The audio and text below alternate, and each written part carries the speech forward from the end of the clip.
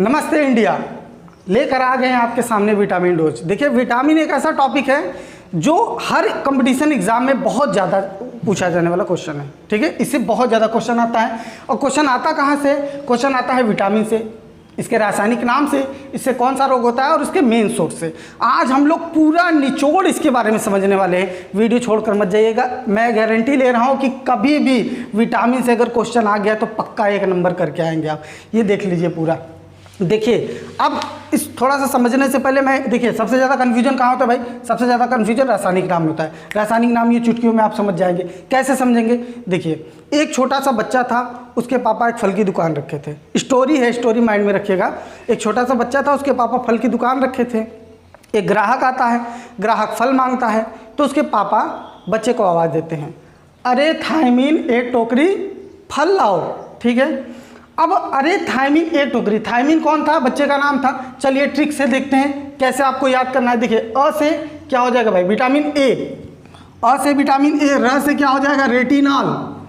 Clear हो गया? अगर र है तो क्या हो जाएगा? विटामिन अरे, यानी र से रेटिनॉल, ए से विटामिन ए। अब दूसरा है क्या? थायमीन। थायमीन डायरेक्ट है बी में, बी में जाना ही नहीं है। ठीक है, रोग के बारे में भी डिस्कस करेंगे। अभी हम लोग समझ लेते हैं ट्रिक से। ये जितने भी रासायनिक इसके नाम है। चलिए, ए से क्या है? एक। यहाँ पर दो जगह बहुत ज़्यादा कन्फ्यूजन होता है। विटामिन डी जब आ जाता है, विटामिन ई आ जाता है, तो सब सोचते हैं अरे यार कैल्सीफेरॉल पहले कि टोकोफेरॉल पहले। ठीक है, तो अब कन्फ्यूजन इसमें नहीं होगा। ए से क्या है? Ascorbic acid. क्या है? Vitamin C. ए से एस्कॉर्बिक एसिड। क से क्या है? कैल्सीफेरॉल। क से कैल्सी। 4 हो गया। अरे यानी र से retinol, thiamine, ascorbic acid, calciferol. Tocopherol. टोकरी से क्या हो जाएगा भाई? टोकोफेरॉल। ठीक है, फिर लास्ट में क्या है? फल। फल से फिलोक्विनोन। तो ये आपका ट्रिक हो गया। एक बार आप इसको फिर से देख लीजिए। अरे थायमीन एक टोकरी फल लाओ। अ से क्या हो जाएगा? Vitamin A. र से रेटिनॉल, थायमीन, विटामिन बी। ए से एस्कॉर्बिक एसिड। के से कैल्सीफेरॉल। टी से टोकरी यहाँ पर है तो टोकरी से क्या हो जाएगा? टोकोफेरॉल। फल से फिलोक्विनोन। तो ये क्लियर हो गया। अब चलिए हम लोग चलते हैं रोग पर। अब रोग पर आ जाओ भाई।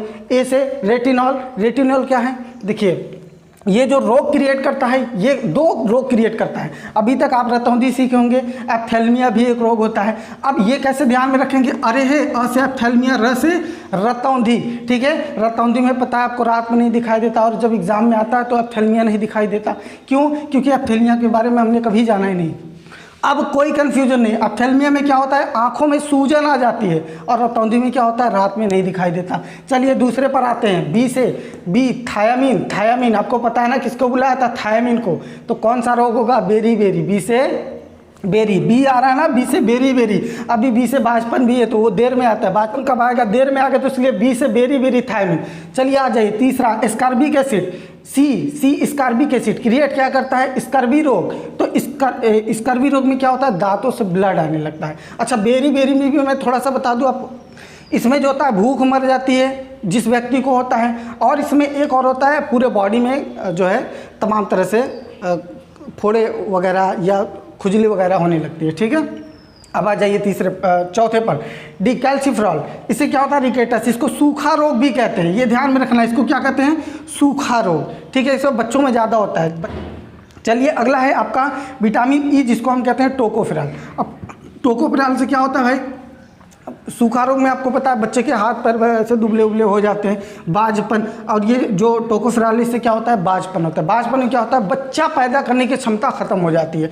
ठीक है, फिर अगला है, लास्ट आपका है विटामिन के, फिलोक्विनोन। इससे रक्त का जो थक्का होता है वो जमना बंद हो जाता है। यानी कहीं से ब्लड निकलेगा तो निकलता रहेगा। हम लोगों को क्या होता है? ब्लड निकलता है, हम लोग उसको पकड़ के बांध देते हैं। बांधते जब है या फिर कुछ करते हैं तो ब्लड क्या होता है? रुक जाता है, वहीं पर थक्का जम जाता है, ब्लड बाहर नहीं आता, जिससे व्यक्ति की मृत्यु नहीं। लेकिन इसमें क्या होता है? ब्लड का थक्का नहीं जमता, व्यक्ति की मृत्यु भी हो सकती है।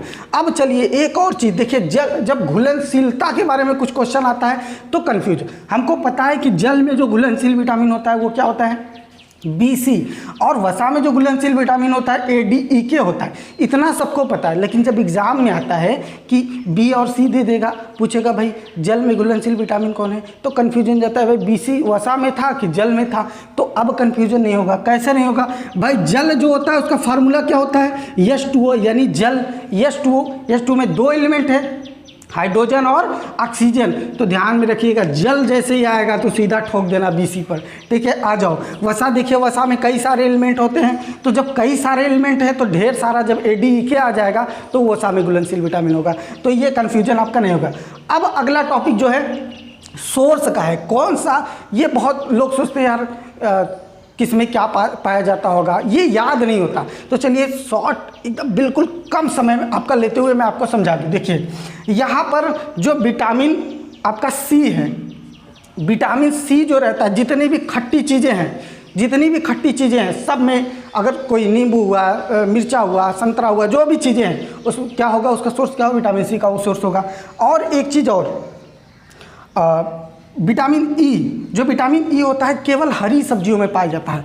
अब बाकी जितने बचे हरी सब्जियां किसमें, विटामिन A, C में क्या, जो CC करने वाला, खाने के बाद जो जिसे CC की आवाज़ है वो क्या हो जाएगा, विटामिन C। अब बाकी जितने बचे, अंडा, मांस, मछली, हरी सब्जियां कॉमन है सब में, अगर कोई भी आएगा मार देना, बिल्कुल गलत नहीं होगा। अभी हो सकता है आगे आने वाले वीडियो में मैं विटामिन B के जितने पार्ट्स है उसका ट्रिक भी आपके सामने लेकर आऊँगा, और विटामिन से जितने कंपटीशन एग्जाम में क्वेश्चन आए हुए हैं उसको भी मैं आपके सामने लाऊंगा। अगर वीडियो पसंद आया तो इसको लाइक करिए। चलिए मिलते हैं नेक्स्ट वीडियो में, तब के लिए गुड बाय।